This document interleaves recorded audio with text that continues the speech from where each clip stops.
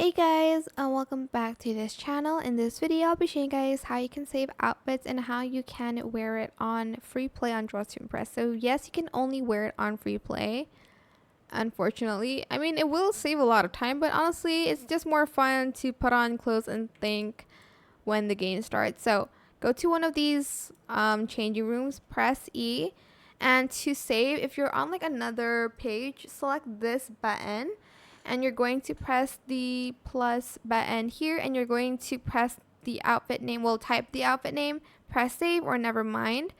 Then if you want to change it to another outfit, just select the one you want to wear and select wear. And that is it. I hope this tutorial was helpful for you guys. Don't forget to like, comment, share, and also subscribe to this channel if you haven't done that already. If you have any more questions about this video, just leave it in the comment section down below. I will try my best to answer them all for you guys. And if you found this video helpful, please click the thanks button as well. That is it. Thank you so much for watching. Bye.